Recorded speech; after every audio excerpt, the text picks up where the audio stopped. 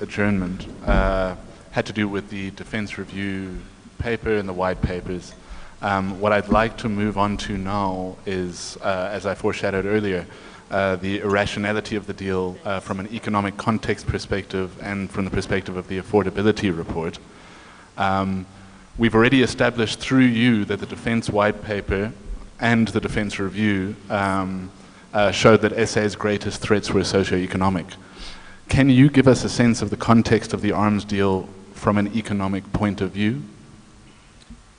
Sure, and thanks for the question. I think the sad reality is that in the period between 1995 and 1999, which is the time at which the arms deal was being negotiated and being finalized, the South African economy was struggling quite badly. I think the best indication of that is employment figures, and they show that between 1995 and 1999, unemployment, according to the official definition, rose from 1.8 million people to 3.2 million people. And the worst period for workers was between 1997 and 1998, which is right at the beginning of the initiation of the arms deal, when 700,000 jobs were lost from the economy. By 1999, the official unemployment rate in South Africa stood at 23.3% of the adult population. Now that's according to the official definition.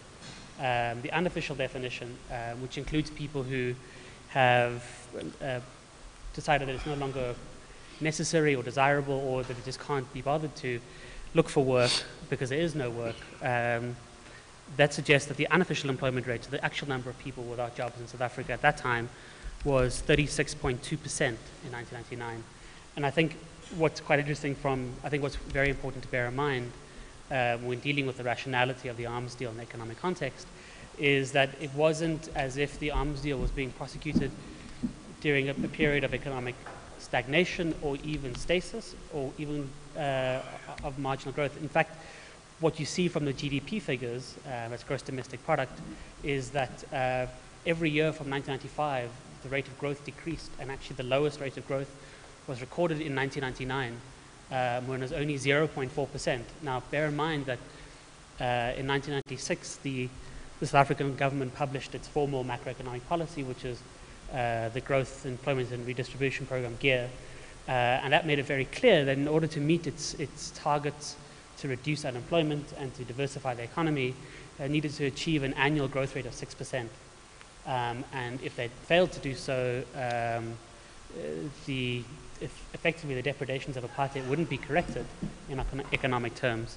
And the reason we discussed this, the reason we bring this up is because we're going to move on to a topic about how much the arms deal cost and what the affordability was. But I think it's very important to bear in mind when we discuss the rationality of the arms deal from an economic perspective, that at the time the arms deal was being pursued, there was a very real and very dire emergency of unemployment, and there was a very real and dire emergency of poverty, which the arms deal, I'm sure the witnesses tomorrow, the arms deal took money from the fiscus that could have resolved those issues, and I would argue that provides an extra layer of irrationality to the arms deal.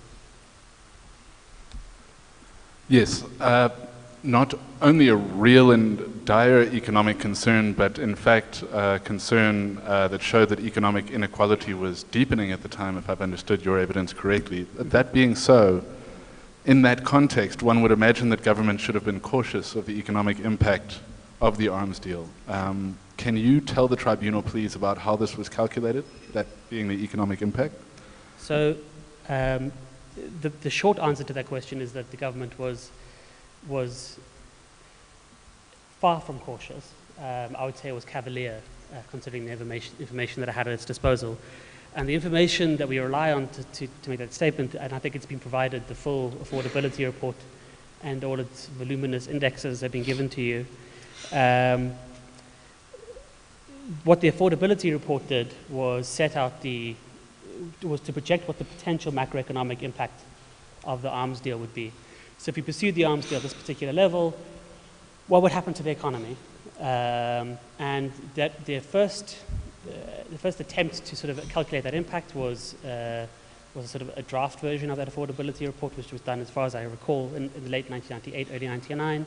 And the final version was presented to Cabinet, or the Cabinet subcommittee overseeing the arms deal, in August 1999. And the reason I mention those dates is because I think they're very reflective of priorities during the arms deal. I mean, as we'll discuss tomorrow, the arms deal was initiated in 1997, and by August 1999, the government had already selected its preferred suppliers and was very close to negotiating the final contracts, which suggests to me that at the very time you're ending an incredibly complex government procurement, it's only then that you consider the macroeconomic impact, and that seems, I think that seems irresponsible to me from a governance perspective. What the affordability report showed, and it's a very disturbing document in full, is that the macroeconomic impact of the arms deal was, even in the best case scenario, it was broadly negative. In fact, I think I can actually quote from the affordability report here. It says here, if the risks do not materialize, the arms expenditure program has a limited, though non-negligible impact on the macroeconomy. This is even true for the highest expenditure level of 25 billion rand. I should just go back a little bit, if I can. That analysis was conducted on a set of 3 different scenarios of South Africa buying different levels of equipment. There was at the highest level, which is 25 billion rand, which is the level of the arms deal, or was the highest level that they estimated for, was actually not the total value of the arms deal, because that estimate excluded certain things that we bought subsequent to that. But my calculations, they should have actually modeled for a figure closer to 30 billion or 36 billion to get a real sense of the macroeconomic cost. What the scenarios did was it looked at the various levels of expenditure and then said, what if nothing happens? What happens to the economy if everything goes right? And then it gave a series of estimates. Then it asked the question, well, what if we do this arms deal and the market responds badly and interest rates increase? What's the macroeconomic impact? Then I asked, what if the arms deal offsets that are attached to the deal, and I'll come to them in more detail now, don't materialize? What is the economic impact then? And then the fourth scenario is, what if all of that happens? What if none of the offsets are delivered and the market responds poorly? What is the macroeconomic impact? And the figures are, I think, quite terrifying. Need to get to them quickly if I can.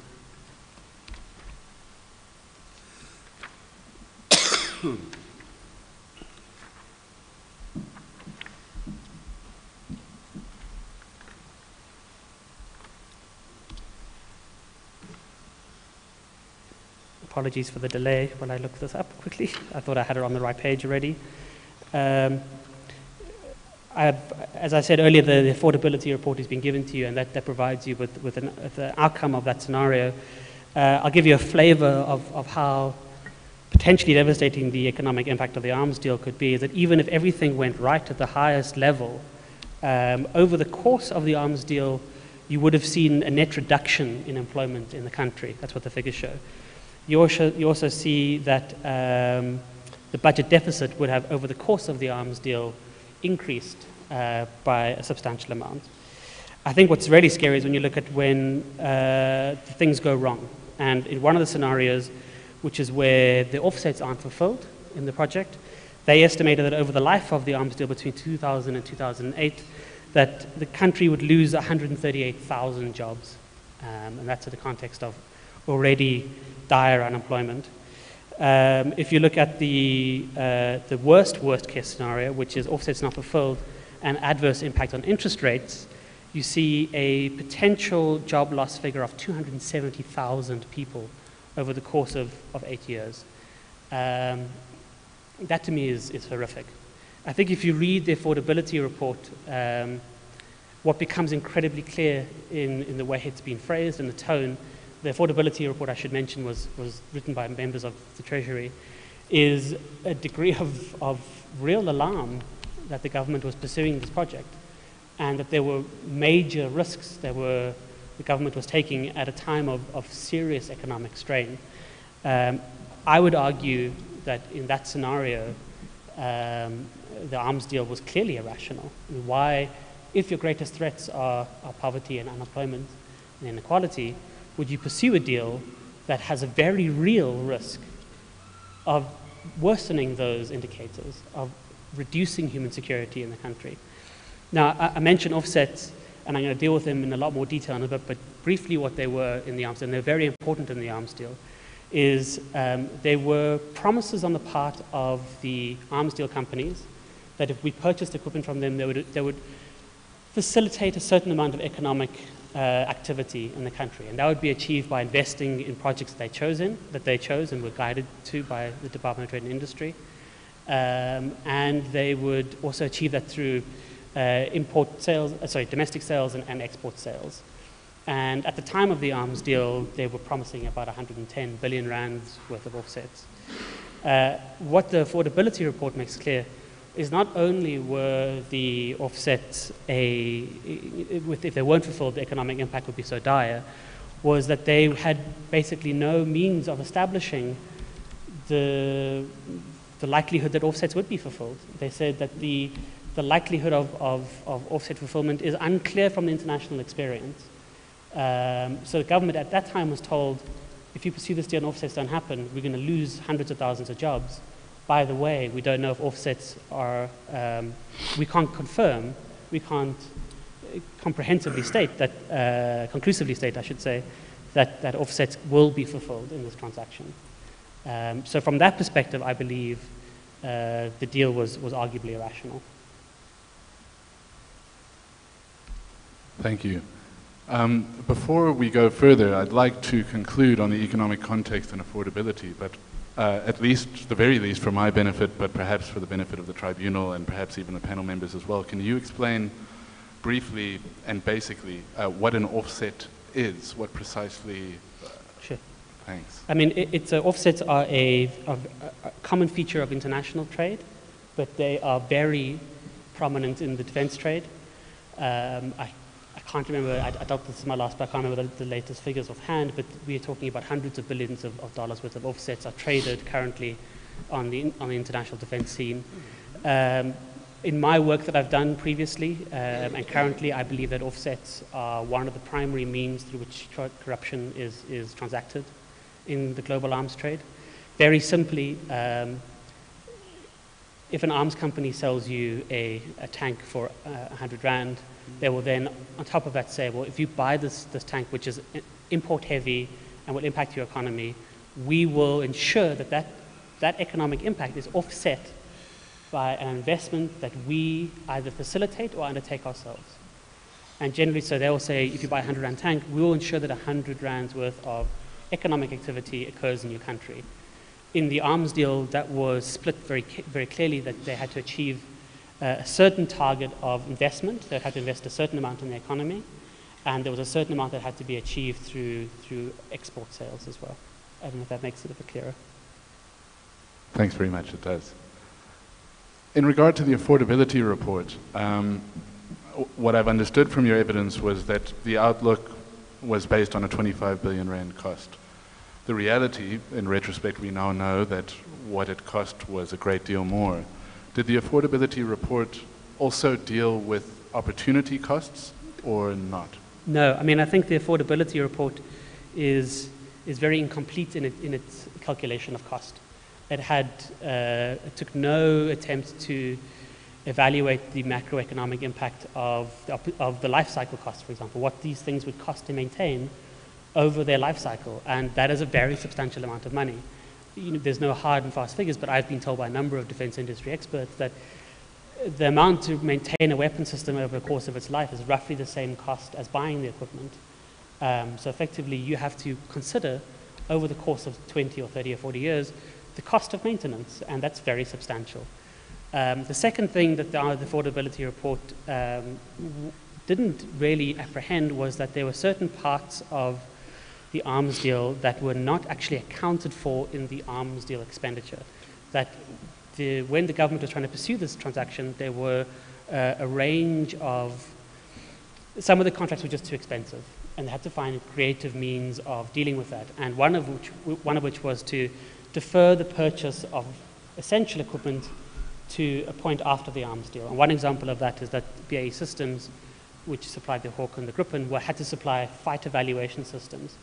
And the government decided, well, we won't buy it in the arms deal. We won't actually account for it in the arms deal. We'll just buy it separately in the DoD budget, even though it's entirely necessary for those systems to work. And that transaction, I mean, it's not a negligible amount of money. That was a 500 million rand system that was accounted for outside of that. And the last thing that the affordability report didn't do is look at what the economic impact would have been if some of the money from the arms deal was put towards other sectors of the economy or other government priorities. What could you achieve in terms of macroeconomic impact?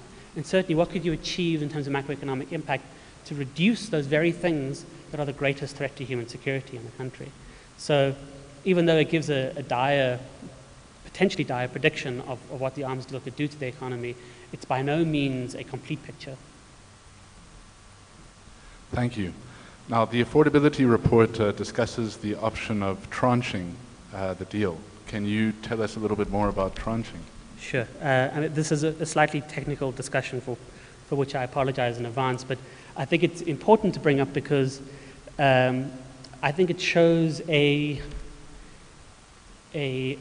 irresponsible haste to pursue a transaction that made no economic sense. So at this stage in the arms deal, what had happened was that the BAE Systems had been selected as the preferred supplier for the Hawk and the Gripen jets. I'll speak a bit more about that process tomorrow. The problem was that transaction was incredibly expensive. And in fact, it was too expensive for the economy to afford. So what the cabinet ordered what was called the International Offers Negotiating Team, which negotiated the final contracts with the state contractors, said, can we negotiate some form of solution to this problem? And the arms company, BAE Systems, came back with what was called a tranching approach. And the idea was that South Africa would not buy all of the Hawk and Gripens in one transaction. They wouldn't just spend it all, they wouldn't sign a contract for everything. Instead, they would buy it in the course of 3 separate transactions. So the first transaction would be for a certain amount of them, the second transaction would be for a further amount, and so on. The idea being that if by the time it was time to decide on the second tranche of equipment, the economy was suffering, they could pull out of that transaction. They didn't have to purchase that thing.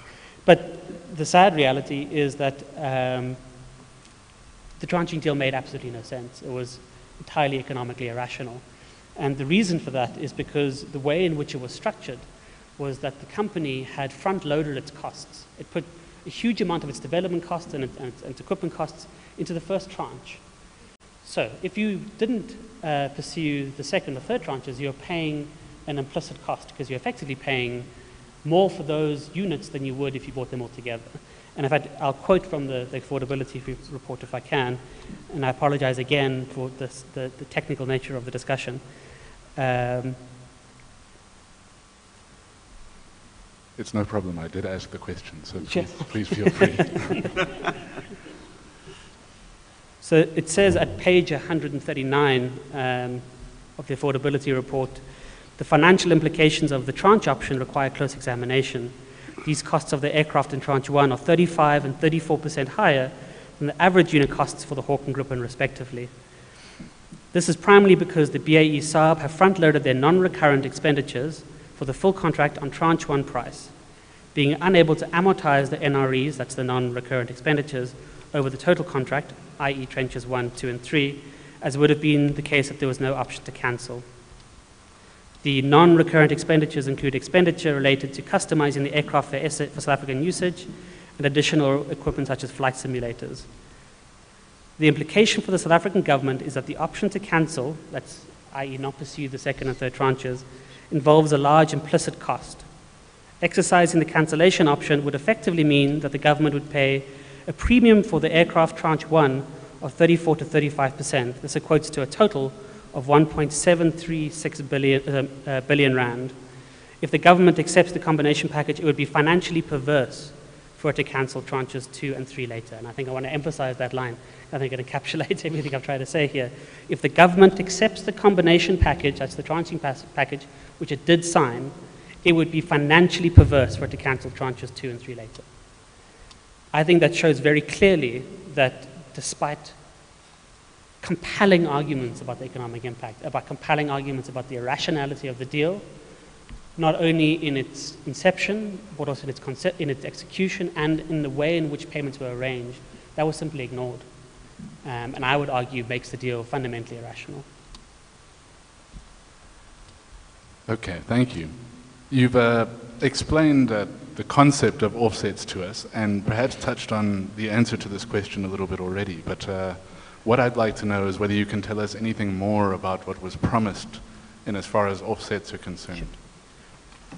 So the promise was actually quite simple. When the deal was announced very loudly in sort of very trumpeted terms by the South African government in December 1999, was that the offset program would create 65,000 jobs in the country over the life of the arms deal.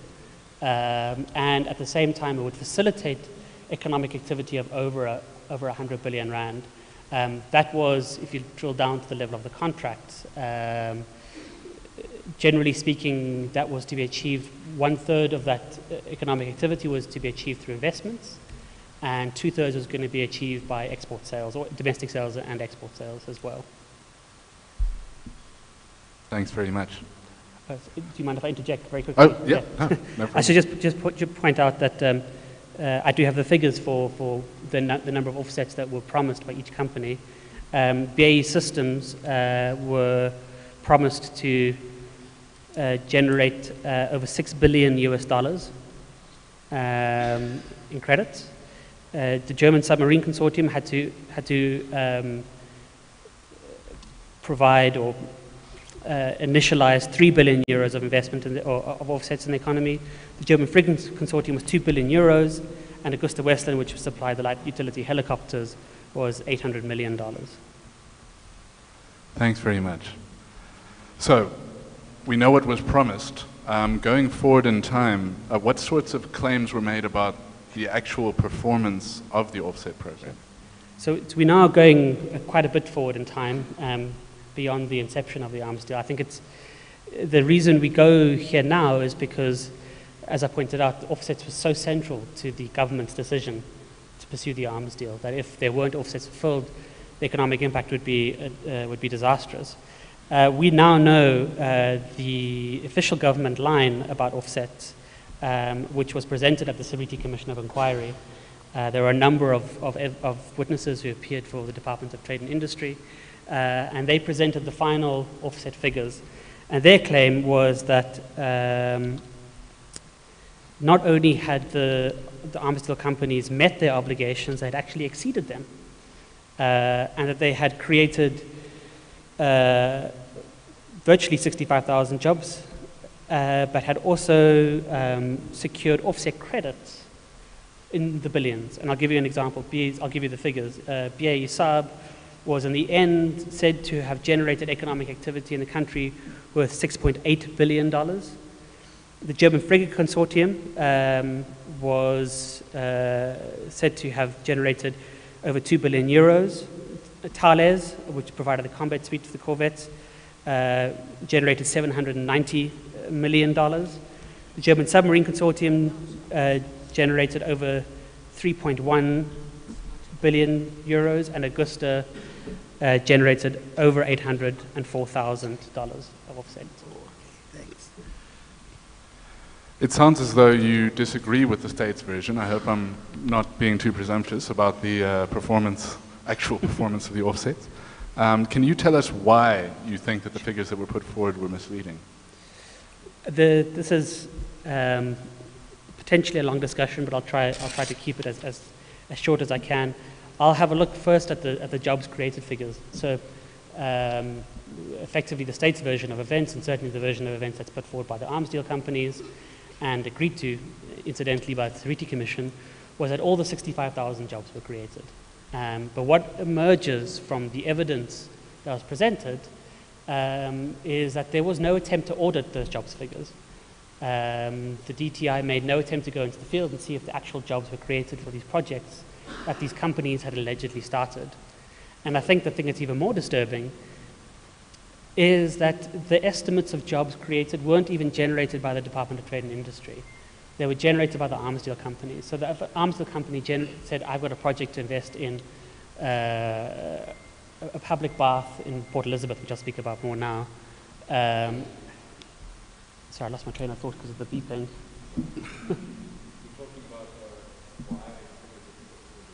Sure. So in that case, the arms deal company would simply say to the DTI, we estimate this will create 1,000 jobs. And the DTI said, effectively agreed with that and made no attempt to test it.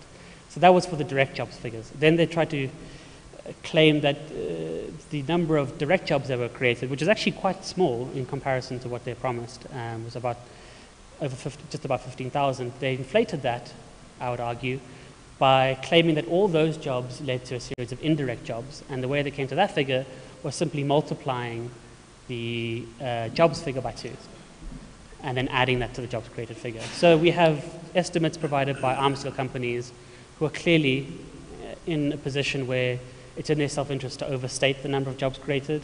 You have the DTI accepting those numbers, not testing them, not auditing them, and then not only doing that, but then trying to extrapolate from those figures as if they mean something to establish the number of jobs created.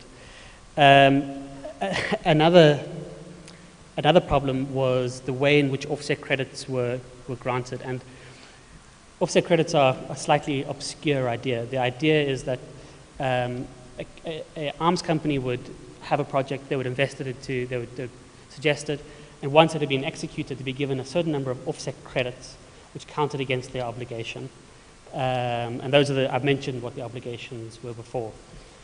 In the initial negotiation of the arms deal, a lot of the members of the International Offers Negotiating Team who negotiated the contract were of the understanding that offset credits were supposed to be issued on a one-to-one basis, which is a very simple concept. If you invest $1 in this economy, we'll give you $1 of offset credits. And that was the understanding at the time. Very shortly after the arms deal was signed, it's decided that system is not going to be used. And I must add that it's not entirely clear on what basis the minister, Alec Irwin, at the time made that decision, and whether he was even legally entitled to do so, considering that the one-to-one calculation was encapsulated in the arms deal contracts themselves. What that meant was that these figures could suddenly be manipulated to a very large degree. One of the ways was to apply a series of multipliers to the investments. And so in this case, an arms deal company would say, I'm going to invest in a medical waste facility. This is a risky investment for me. Also, I'm investing with this group of people. Please, can you give me a certain number of multipliers? And that's exactly what the Department of Trade and Industry did. And it produced some pretty crazy results, if I might say so. One of the examples I was just mentioning is Evertrade Medical Waste, which is a company that Tyler is invested in. They invested a total of $3 million as a non-refundable loan, but for which they received over $150 million in offset credits, which is a multiplier of over 50, which I think makes a bit of a mockery of the offset credit system. I should also mention that Evertrade Medical Waste was a company that was set up to use US technology to dispose of medical waste. So, to be very blunt and very straightforward, human remains and the result of hospital procedures. And it turned out that after a number of years of operation, they were not disposing of the medical waste properly. In fact, they were discovered to have secreted away medical waste in secure storage facilities. I think what's remarkable to me is that even though that came out, even though it was a very well-known public story, it was reported on in the media, the company, Tyler's, was still granted those offset credits. It was still treated as if it was a successful investment in the South African economy, which I think shows exactly what the arms deal offsets were really about. To give a sense of how substantial the multipliers could be, One of the best examples, I think, is the German Free Consortium, which in total, over the course of the life of the arms deal, and remember they received a multi-billion euro contract, they actually only invested 88 million euros into the economy, actually money put into the economy, but they received over 2 billion euros in offset credits. And the German Submarine Consortium, which I think was even better at manipulating the system, invested only 59 million euros and received over 3 billion euros of offset credits. And I'm sort of lingering on this a bit, but one other thing I should mention is that during the life of the offset project, the Department of Trade and Industry made a strategic decision to adopt what they called package deals. Now, what a package deal was the DTI would identify a strategically important project, and they would say to they offer the arms deal companies a package of offset credits up front. So if the arms deal company invested in a particular project that was of interest to the Department of Trade and Industry, regardless of what happened in that project, they would be granted offset credits. Probably the biggest package deal of them all, and actually the biggest offset project of them all, was an investment by Saab, which was a joint bidder with BAE Systems, into what was called Denel Saab Aerostructures. The essence of that project was that Saab would take over an aerostructure unit of Denel, which was the state arms manufacturer, and they would provide expertise and investment and turn the company around because it was a loss-making entity. In total, Denel Saab invested $6.6 million in the project, for which they received offset credits of $1.7 billion, which is a multiplier of 192. I think what's even more remarkable is that after the project was undertaken, the project was audited by an external auditor, which I've attached to my joint submission, and that auditor found that the project had failed. And in fact, 3 years after the takeover, I think it was 3 years, I might be mistaken, but a short period of time after that takeover, the management takeover was reversed, and Saab was no longer the management partner in the company.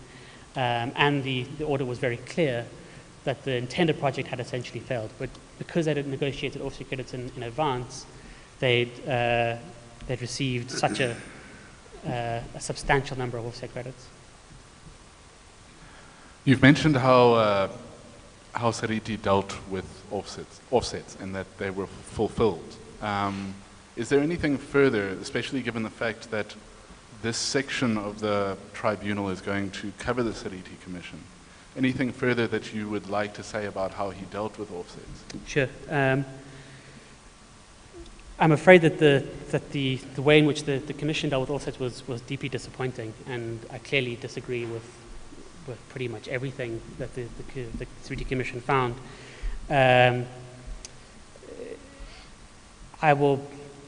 I note that in following sessions there's going to be somebody to speak through the legal challenge that's been launched against the Sariti Commission.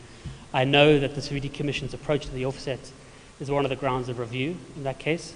In the argument there is that the Sariti Commission made no attempt to independently verify any of the figures that were provided to by the Department of Trade and Industry or the arms deal companies. They made no attempt to secure an external audit or to secure site visits. There was no attempt at all to discover whether jobs were actually created. And in fact, if you read the Sariti Commission report, it's a very bizarre Alice in Wonderland experience, because at the beginning of the chapter on offsets, on jobs created in particular, the Commission admits that the jobs created figures are unreliable, and then says, but we'll rely on them. And I think that's just that's an example of a commission that had failed in its entirety to investigate the offsets.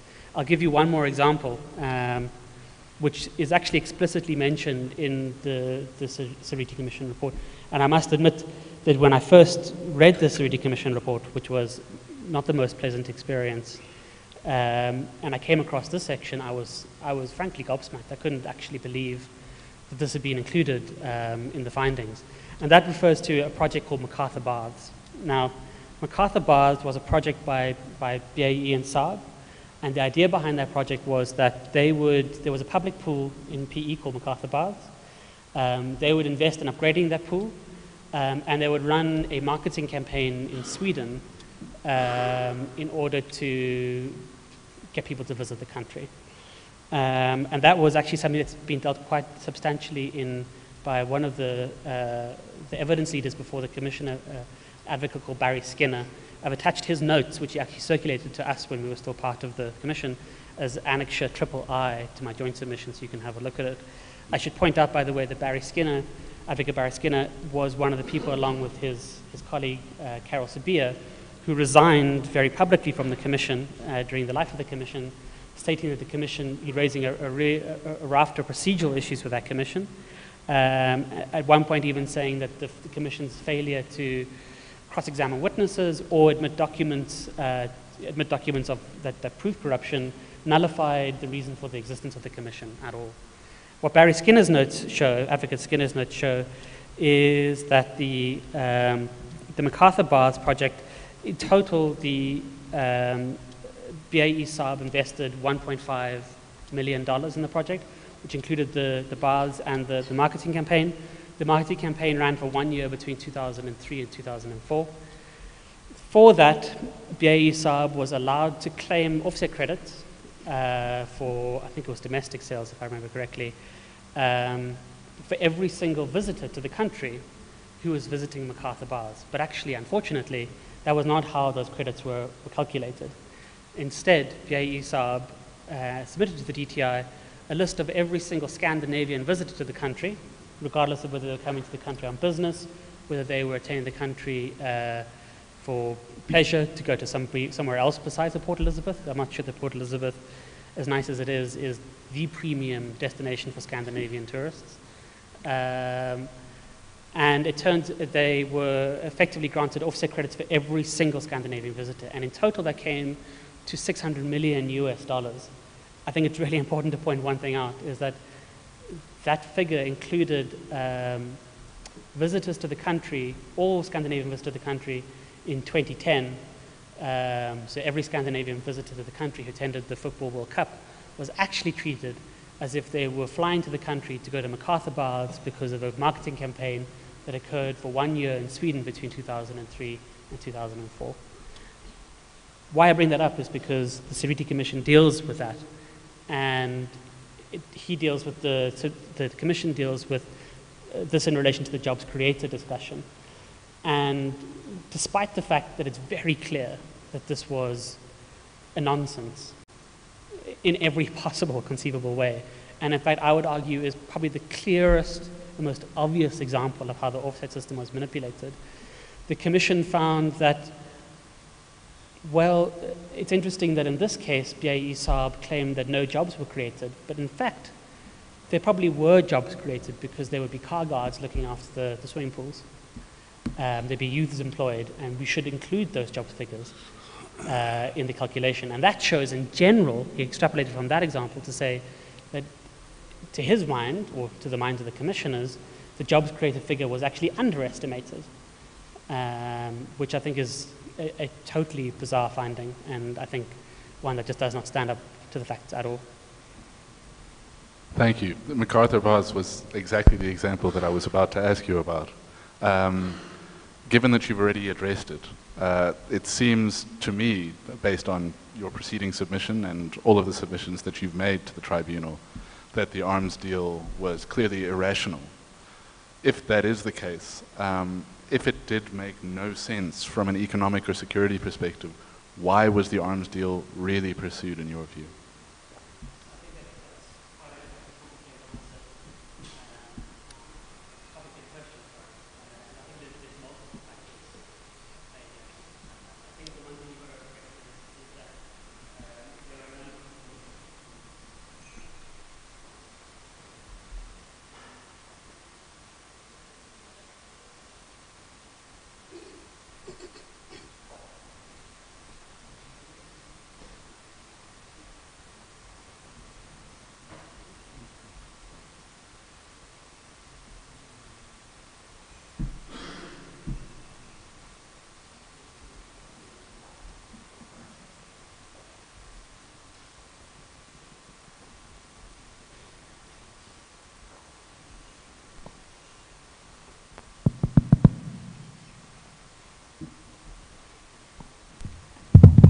sorry about that interruption.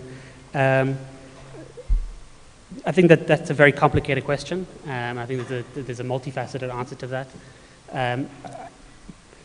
I think first I will say that there were, despite the major problems that I have with the conception and execution of the arms deal, I'm not going to claim that every single official that worked on the arms deal was necessarily a bad person or acted in bad faith. I think there were military planners, for example, who genuinely believed that this was the best thing for the country, even though I fundamentally disagree with them. I think there were people in government, and I think there were ministers in particular, who were absolutely seduced by the idea of offsets, that offsets would be this economic miracle. And it's amazing when you look back at the media record in particular of all the public statements that are put out by various ministers at various times. What's emphasized again and again and again is that this arms deal will benefit our economy. It'll generate jobs for these offset programs. So I think some people genuinely believed that there was a good reason to pursue the deal. But I'm afraid that to my mind, you cannot separate this deal, both in the way it was conceived and, as I'll talk about tomorrow, the way it was executed in particular, from corruption. I think that there were people who were already, prior to the deal being initiated, putting themselves in a place to benefit corruptly from that transaction. We now have evidence that they did benefit corruptly from that transaction. And as I'll show tomorrow, we have very clear evidence that every single contract in the arms deal was tainted by either allegations of corruption or corruption that had led to legal charges that had led to convictions in certain instances, or, in my mind, evidence that is so compelling that if the MPA had decided to prosecute, they would have secured an easy conviction. I think I'll leave it there. Yes, and corruption, as you'll be aware, is the subject matter of tomorrow's sessions. That being the case, if I may, I would, at this point, ask the panel, the members, whether they have questions for Mr. Holden. Thank you. Panel? Thank you very much, Paul.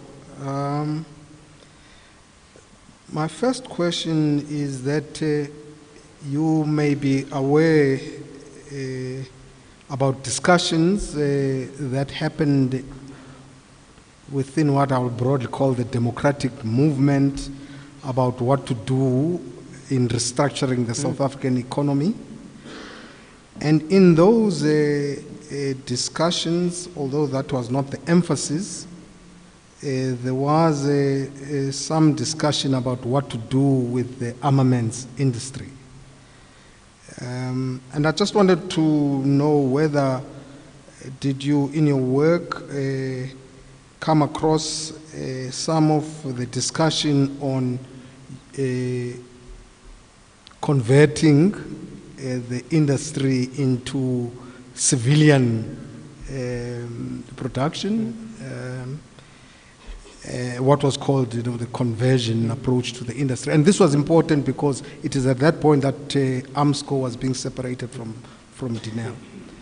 And what happened to the conversion approach that was being pursued by the democratic movement, and particularly the major union that organizes in the armaments industry, and how that got replaced by the offset? Did you pick that up? Sure.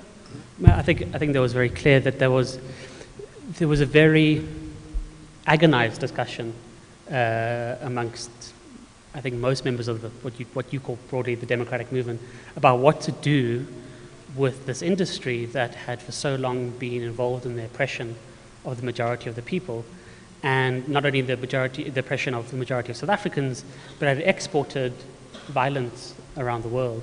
And I would argue, and I'll maybe come to that tomorrow, continues to do so. I don't discuss it in much depth in my submission, but in my book, Devil in Detail, I have a very long discussion about how there was a very fierce political contestation between, I would say, 1992 and 1997, between two factions, one of which was the Hawks and one which was the Doves. And broadly speaking, what the Hawks wanted was a South African defense force that was roughly the same size as it had been under apartheid, or thereabouts, that there wouldn't be a reduction in defense spending, that you would pursue major armaments purchases, and that you would do everything to support local industry with subsidies and through the arms deal. And there was another faction called the Doves, who I always say were probably ascendant in about 1995 with the Defence White Paper, but then waned, unfortunately, by 1997, became effectively irrelevant when the arms deal was done, who argued very powerfully for the fact that South Africa had to totally radically restructure both its defence force but also its local armaments industry. And that argument was made from a human rights perspective mostly, I would say, that there was a sense that this arms industry that we have has been involved in gross human rights abuses in the past, and by its very nature might be involved in that again, and let's have a look at conversion.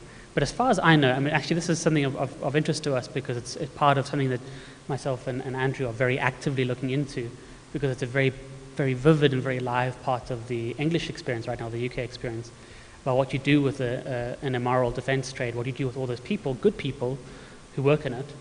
And I don't know offhand, and I've certainly, in all the research that I've done, I never came across one politically supported document that set out the terms of how conversion would work.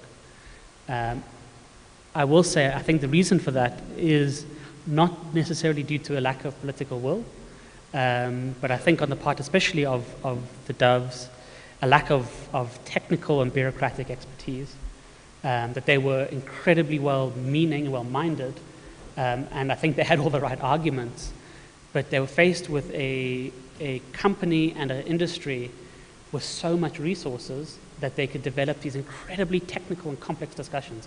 It is one of the ways in which around the world oversight over arms deals is prevented. And I'll give you one very good example, which I wanted to talk about earlier, but I didn't get around to, was I mentioned that there was something called the force design, which was included in the defense review, which was an outline of what South Africa was going to buy, what South Africa should buy. The way that was generated was through a computer program called Project Optimum, which was developed under apartheid, and which the people I spoke to who were involved in developing Project Optimum were inordinately proud of. And their claim, which I think is totally false, is that this was a totally neutral scientific system into which you put inputs like the length of your coastline and how long your border is, and how many people you have, and what are your local threats, and it generated what you needed to have in your army. But that's all of those outputs are based on a series of assumptions about what the nature of defense is, how you defend yourself. It totally excludes the possibility of diplomacy, for example. And when the Doves were trying to contest this in the defense review, and I remember speaking a lot to Professor Laurie Nathan, who was involved in this process, whenever they came to argue what the defense force should look like, the defense planners would say, no, but we put it into the computer. And Project Optimum says this is the rational output. And unfortunately, the Doves, because they're from an activist background rather than a technical and bureaucratic background, just didn't have the means to argue back. They couldn't say, well, show me the computer code and I'll show you how it's wrong.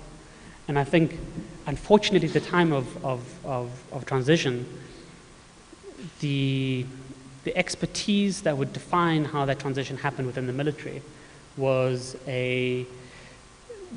largely concentrated within the old security structures and in the defense sector. I hope that answers your question. Okay, all right. Just a last one from me.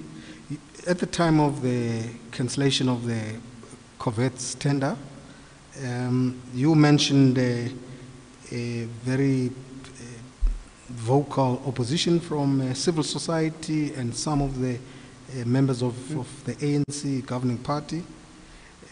After the sort of a defense review process, what happened to that sort of civil society opposition, and why did it, if it got silent, why was that the case? I mean, I think that silence was designed. It's very interesting when when I started doing the research on the arms deal, I looked at every single media article that had ever been written that mentioned anybody related to the arms deal or any of the companies involved between, I think it was 1986 and 2000. And it's very clear that between 1993 and 1995, there are media articles that are coming out saying, this Corvette transaction's happening, this is what it's going to look like, this is the cost of the transaction, and this is what you want to abide by. That's not true of the arms deal. The defense treaty is approved in 1997, and then it goes behind closed doors.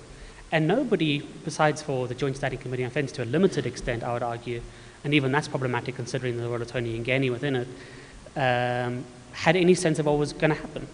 So the arms deal was announced, and it was actually quite remarkable looking at the media record how there's a silence between 1997 and suddenly all this information coming out in 1999.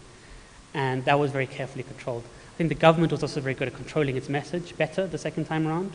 And in fact, we were attached to the affordability report was actually a communication plan by GCIS, which didn't exist before, which set out the various ways that they were going to sell the deal to the South African public. I think the reality is that certain elements of civil society became compromised in the deal as well. And I'm not going to speak about this in detail tomorrow because there's so much to cover.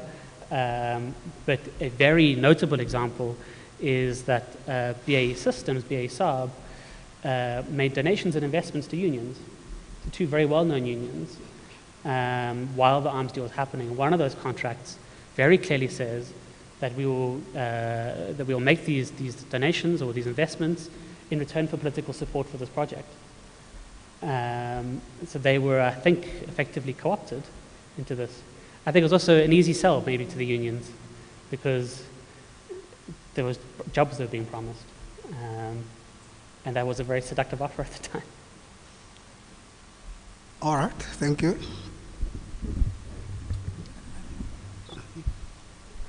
Okay, thank you. So, over the course of yesterday and today, a few things have been established, and some of those are the fact that the global arms industry is a deeply corrupt industry, that apartheid itself was a deeply corrupt and cruel system, and that the apartheid regime needed weaponry to sustain itself, right? And now the apartheid system falls, right, and a new government liberation movement comes into power. And in my mind, these two regimes had to have different priorities, right? And so my question is, how did it make sense to the government at the time to pursue an arms project that would clearly, from the evidence that we've seen, disadvantage the very same people that this liberation movement had worked so hard together with other partners to secure liberation for? I mean, it can't be that the government at that particular time was so deeply corrupt that they didn't see the irrationality of this, or if they saw it, they chose to overlook it.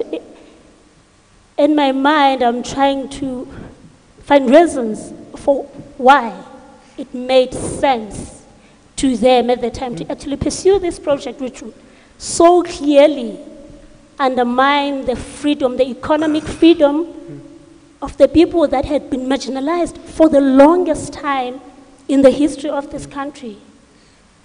I think it's a difficult question to answer because I'm trying to put myself in the mind of somebody who makes an irrational decision and trying to understand how they come to an irrational decision, which is quite a difficult thing to do. I think for some people in the deal, I think and I mentioned this before, that I think there was a genuine belief in some of the common myths that you see around defense purchases. That, for example, South Africa needed a navy, which I totally disagree with. I don't think that's true.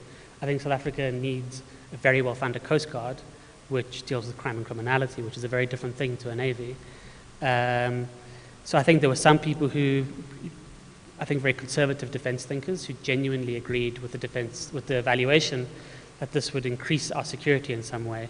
I find that, I do really struggle with that argument from a number of perspectives, not least because it was so clear at that time that South Africa was so utterly overwhelming in terms of its military power in the region, was so dominant in terms of its spending, that I don't understand what particular threats we could possibly defending against over and above what we're already spending for. And I do include a list of a comparison of the various levels of military expenditure in the sub-Saharan region at the time, and speaking off the top of my head, in 1995, I think it was, there was a total of I think, just over $4 billion of military expenditure in the whole of the sub-Saharan African region, of which South Africa accounted for 3.1 billion. And the arsenal that we acquired from the apartheid regime was enormous. I mean, I don't see what security threat there was at that point, and they admit that there was no security threat. That said, I can see how if you spend enough time in the military, you believe the military serves a purpose. And I think that's true of every institution. You develop a sort of a corporate mindset. If you've been in the Navy for 30 years, you're not going to advocate for the Navy to no longer exist. You're going to say, well, this is a maritime country. We need the Navy. The Navy's important. And maybe, if we bring in submarines, we'll create jobs. And also at the same time, we can train young people. And you'll make a whole series of additional arguments that provide a theoretical structure to your belief, but underneath that, it's actually just an emotional response. I think there was also a belief among some people, and certainly this was one of the arguments that was most clearly articulated by the Mbeki government when they came into power, and a little bit before, was that this would give South Africa clout on the international stage. That we would show that we would be an African power that had corvettes and submarines and Gripens and Hawks, and we would just, as power, we could defend ourselves against real powers and real threats. And we could be a force for good on the African continent because we could use this military in pursuit of good. Problem is, everything that was bought was useless for that purpose. It's very hard to understand how a Gripen, which is designed for bombing people from up high and for having dogfights in the air, is going to help a peacekeeping operation in the DRC. I don't see how a corvette is going to help in a landlocked country. I don't understand at all how a submarine is going to help with a peacekeeping effort, at all.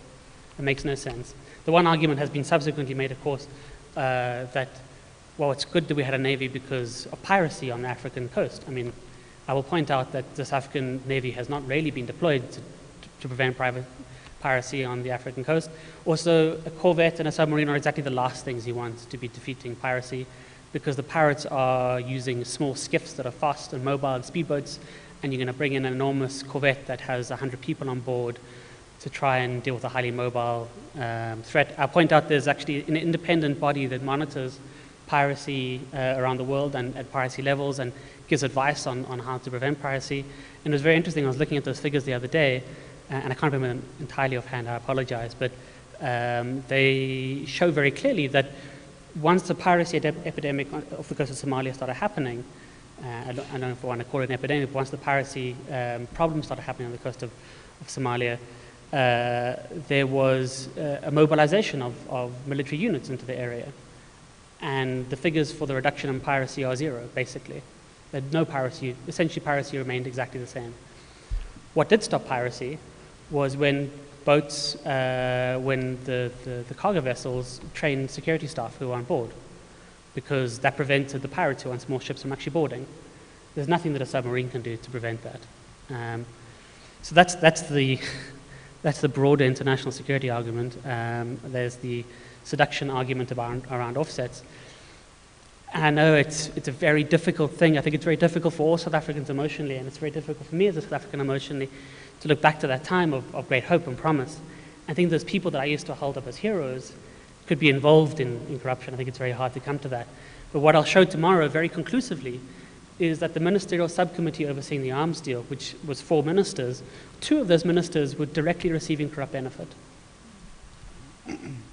I'll show in very close detail tomorrow how Joe Medise was involved in a company that was going to make a huge amount of money from the BAE offset system. Unfortunately, I don't have time to read it tomorrow, but I have evidence I've submitted to you that shows that the former Minister Stella Sekgao, her family was being educated by BAE Systems in England at the time. I have documents, eminent draft documents from the SFO, which suggest that some of the illicit payments I'll describe tomorrow were also intended for the benefit of her. That makes you think, if the Minister of Defense, Joe Medise, is involved in a corrupt transaction, and I think the evidence is very compelling there. If Stella Sekgao, the other minister, 2 of the ministers on the ministerial subcommittee are involved in corruption, do you need another argument for the arms deal, even if it's irrational? If you know you're going to make money from it? I think that, that is the very definition of what corruption does to procurement. It makes decisions irrational, and it makes people make irrational decisions to buy stuff that the country can't afford and is not going to use.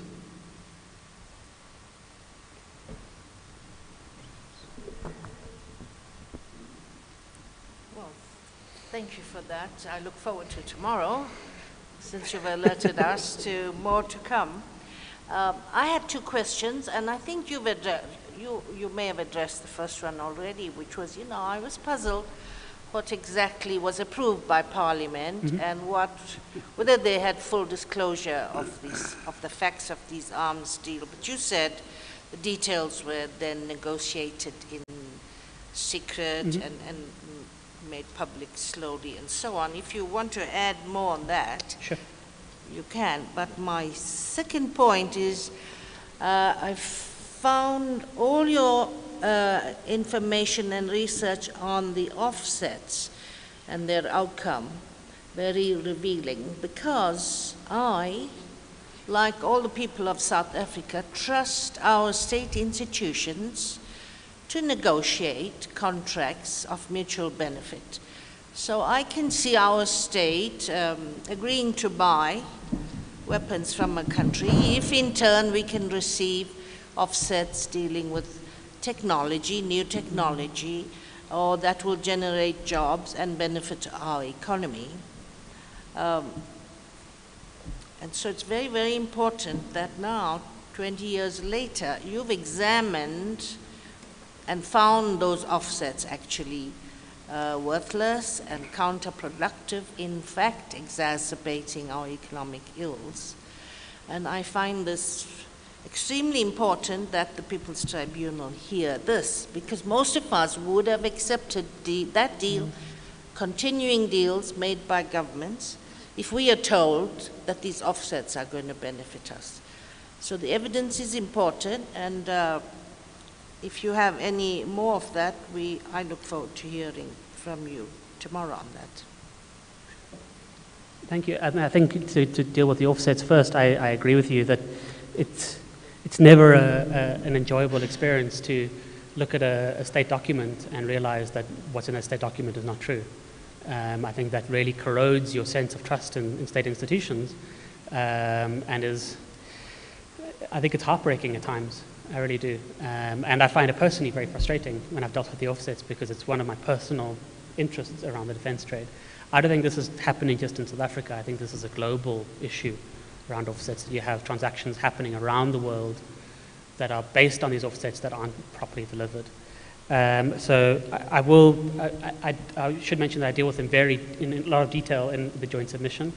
And I'll pick out some more examples tomorrow if you're interested in looking into them a bit more. In terms of what was approved by the Defence Review, I mean, the Defence Review was quite a substantial document compared to the Defence White Paper. The Defence White Paper was really a statement of principle more than anything else. The Defence Review, I can't remember exactly how long it was, but it was at least over 150 pages long. And it set out a whole series of different visions for what the Defence Force would do, what its policy was to, what its defense posture was, what they called, like, what was its philosophy of employing the military, what the military was supposed to do, what it wasn't supposed to do. For example, the military wasn't supposed to be involved in policing, which I think is a very good decision. And then I think what's very germane to the arms deal is that they had a series of what they called force projections or force designs. And they went through the whole series of them, listing the various things that South Africa would need to purchase in order to meet its obligations under the Defence Review or this white paper, which I obviously disagree that they would achieve those things. That, however, is very clear I should point out that the items that are suggested to be bought and the quantities that should be bought that were projected in that force design were pretty much exactly replicated in the arms deal. And there are some minor changes. The one contract that actually makes sense to me, which is the light utility helicopter contract, I can see the reason why South Africa needs them. That was actually reduced in numbers because the Hawk and Gripen contract was too expensive. But I think, as I've made clear in my submission, the Defence Review was very clear that that was a vision, and that was a long-term vision, and that the most immediate pressing problems were crime and unemployment and inequality, and that the Reconstruction and Development Program implied that defence spending had to be constrained. And I think it's very clear, if you have the drafter of the Defence Review putting out a media statement saying very explicitly, this Defence Review, even though it was approved by Parliament, does not approve the arms deal. I think it's very compelling. In terms of the silence, I mean, it said that the arms deal was approved by Parliament, but there's very little evidence that much information was presented before Parliament about the content of the transaction. And I think probably the most important thing is that there's no evidence at all, because it didn't happen, that when a final contract was agreed to, the South African state took the terms of that contract to Parliament and said, we are going to undertake the largest acquisition of our government so far, and actually which would remain the largest post-apartheid acquisition for maybe a decade more. It's only going to be potentially eclipsed by the nuclear deal that's on the cards. That was never presented to Parliament for approval. It was just announced. It was announced by Cabinet at the end of December 1999. And I have to believe that part of that silence was in order to prevent the side of civil society responses that they may have anticipated. Thank you. Thank you. Thank you very much. Irrationality is about the relationship between means and ends, right? I suppose we agree about that. Mm-hmm. And you actually can say that something is irrational. The classic case of irrationality is that there is no connection between means and ends, right? And the other level is to say, well, there may be some connection, but the connection is so tenuous that that is irrational. Now, it's against that background that I asked this question. I understand that the offsets in the end were not good enough. My problem is at another level. Should politicians, and remember that none of them were military experts or very great experts in money and so on and so on, could they have thought as politicians? It's like this Brexit thing where people make judgments on things they know nothing about, basically. But could the politicians have thought genuinely that the offset would help when in fact they didn't? Or, and I didn't see much in the paper, I may have missed it, which shows, not much, which shows that the thing was so obviously bad that they should have known from day one that the thing was irrational. They shouldn't even have thought about it beyond the first 10 minutes. That's the comment on which I'd like you to make a choice. Did they, knowing, you see, I can understand that the militarists knew. I can understand that the high flyers knew. I can understand that the fraudsters knew. But bearing in mind the level of politicians who are no experts at anything usually, did they know? Thank you. I mean, I think the rationality test, I must admit that I'm not a legal expert, but I know the rationality is a big part of South Africa's legal system, and I'm not going to pretend like I have a full grasp on the legal idea of rationality. To answer your question, I think... So there's no difference between the legal and any other test for irrationality, because you know, if you're so stupid that you don't know it's irrational, and these are really complicated areas. If they didn't know it was irrational and they went for it, it places a slightly different complexion on things, doesn't it, if you're an idiot? I mean, I think I'm loath to call anybody an idiot, but I can call somebody negligent, I think, in this case. I think the affordability report is very clear. The affordability report says maybe to go back a bit as to how the affordability report was composed. It was composed by a team from Treasury, and part of their job was to try and understand whether offsets could materialize. And the reason they were tasked with this is because offsets was a new thing that the South African government had only just introduced by the DTI. It wasn't a common feature under apartheid at all. And the offset, when they investigated the offsets, they were very clear that the offsets were uncertain in terms of their achievability. And Uncertain, but not obviously out of the question. Well, I think that's also could be questioned quite clearly as well, because attached to the affordability report, if I may, is a series of annexes. I don't know the annex numbers offhand. 3 of the largest offset programs that were attached to that deal, they're all related to metal beneficiation. And there was an independent expert who was external expert who was hired, economic expert, an economic firm that was hired to assess the viability of those transactions, to assess the viability of whether these mining transactions can happen. And I don't have the quotes in front of me right now, but I do deal with them in some of my previous work, and I can give them to the panel at a later stage.